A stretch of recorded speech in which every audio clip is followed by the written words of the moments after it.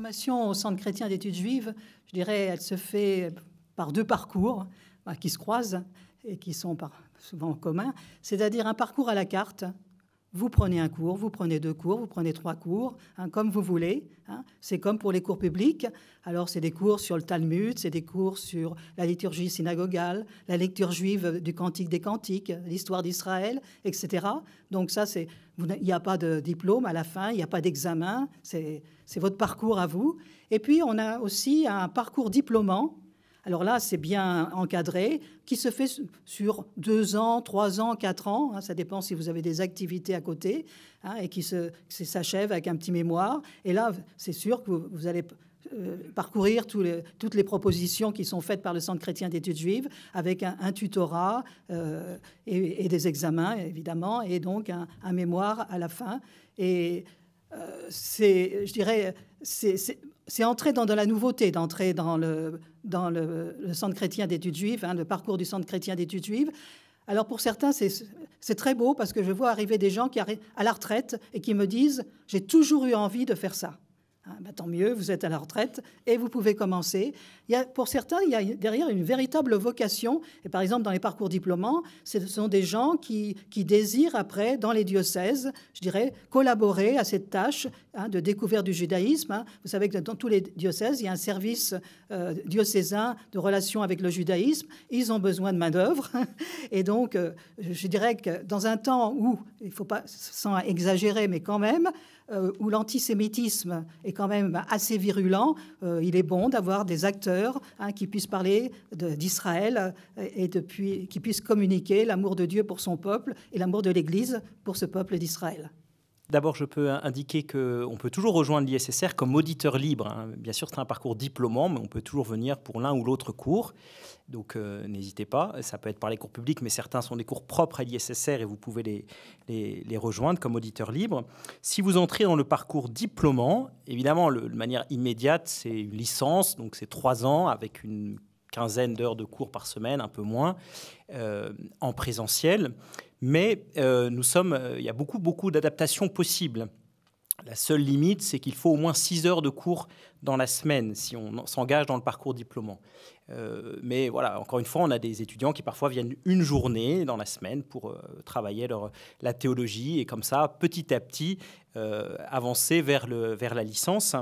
Je voudrais aussi dire que ça se fait par étapes, donc peut-être ça vous impressionne de faire une licence en théologie ou en sciences religieuses. En réalité, on avance petit à petit et on s'aperçoit qu'on y arrive. Et puis si on n'y arrive pas, on a déjà tout ce qu'on a appris, on l'a appris. Et tout ce que là on a avancé, on a avancé. Voilà. Et puis d'un point de vue plus concret, les inscriptions sont déjà ouvertes et la rentrée, elle est mi-septembre. Donc tout d'abord, la formation des responsables, c'est un bloc hebdomadaire d'environ 5h30 par semaine, 2h30 d'études communes en grand groupe et puis 2 heures d'études en petits groupes. Alors aujourd'hui, nous avons deux formules que nous proposons, soit une étude le matin de 9h à 12h30, soit une étude du soir de 19h à 22h30. Et puis nous avons une 3e formule pour des plus jeunes qui s'appelle Bartimée et qui est en tout cas sur le même modèle qui est le soir de 19h à 22h30 plus un sous-groupe de 2 heures. Voilà.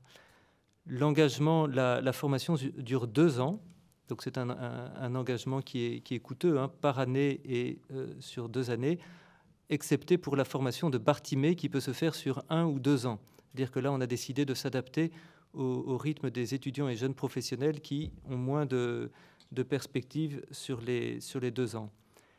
Et puis peut-être une petite précision, la formation des responsables, vous l'avez vu, ça touche la foi des baptisés, et donc ce n'est pas seulement une étude, mais il est également proposé, ou en tout cas cela fait partie de la formation, un temps de retraite en commun au milieu de l'année, et un pèlerinage en Terre Sainte à la fin de l'année qui est proposé et qui est demandé à tous les étudiants. Alors certains ne peuvent pas le faire, d'autres l'ont déjà fait, mais ça fait partie de la formation. Puisque la perspective de la formation, c'est la mission dans l'Église, nous demandons à ce qu'il y ait un envoi par un prêtre, un aumônier, afin qu'il y ait une mission, entre guillemets, concrète par la suite. Alors cet envoi, si vous désirez faire la formation, vous pouvez aller voir votre curé, un vicaire ou un aumônier pour lui parler de la formation, et il sera très heureux de vous y envoyer. Vous voyez, on n'a pas besoin d'une mission très spécifique au terme, mais ce qui est exigé, c'est en tout cas le désir de servir l'Église et d'y consacrer du temps. Vous voyez, un minimum de temps, 5-6 heures par semaine sur 2 ans.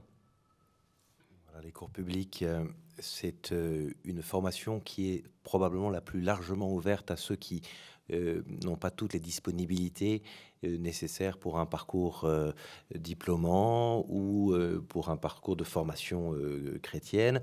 Les cours publics bénéficient finalement de tout le travail de mes confrères et consoeurs, puisque les cours publics, c'est des cours qui sont ouverts à tout public, non diplômants. Ce sont des cours qui habituellement durent 1h30 par semaine, sur 12 semaines, 2 semestres, un premier semestre qui va jusqu'au mois de janvier, un deuxième qui commence en février. Et l'idée, c'est que toute personne peut s'inscrire à un cours, à 2 cours, à 3 cours. À nouveau, il n'y a pas de diplôme. Et parmi ces cours, il y a des cours dits fondamentaux, un cours d'écriture sainte et un cours de tradition pour bien ancrer. C'est des cours qu'il faut avoir suivi au début, qu'il est bon d'avoir suivi au début, hein, et pour bien ancrer dans les notions fondamentales de l'enseignement. Et puis ensuite, on peut aller picorer aussi bien des cours de l'ISSR que des cours du CC2J, que des cours, et j'aurai l'occasion d'en reparler dans une question suivante, qui sont des cours d'art, de culture, de littérature. La rentrée se fera le lundi 19 septembre, sauf pour ceux qui, suivant des cours public ouvert, enfin de l'ISSR ouvert en cours public, rentreront le jeudi qui précède, qui doit être le 15, je crois, septembre. Voilà. Et vous avez des cours du soir, vous avez des cours de journée. N'oubliez pas d'essayer de commencer par les parcours fondamentaux si vous arrivez au collège. Vous avez aussi, vous trouverez ça en bas, une petite crédentiale de formation, c'est-à-dire un petit document qui vous permet de mettre de la cohérence dans votre formation et de savoir dans quel ordre il faut prendre les choses. Et puis, enfin, soyez attentifs au fait que chaque année, nous proposons 2 voyages, un dans l'Europe chrétienne, et en l'occurrence, nous en avons un dès la Toussaint, où il est encore temps de s'inscrire, mais il faut vraiment s'y mettre, en Pologne avec Sophie Bingeli, et puis un voyage en Terre Sainte. Alors celui du mois de juin là est déjà organisé, mais l'année prochaine, ce seront les pères Alexandre Comte et Charles-Antoine Fogielman, et qui proposeront un voyage en Terre Sainte, plutôt dans le sud de la Terre Sainte, au désert, un beau voyage essentiellement sur l'Ancien Testament comme ouverture au Nouveau. Voilà, je peux que vous encourager aussi à vous inscrire à tout cela, et puis après feuilletez votre livret et puis inscrivez-vous. Vous pouvez vous inscrire en ligne, c'est souvent ce qui est le plus simple, mais vous pouvez aussi bénéficier ici en bas des inscriptions auprès de Déborah et de son équipe pour l'équipe d'accueil. Dès aujourd'hui, vous pouvez commencer à vous inscrire.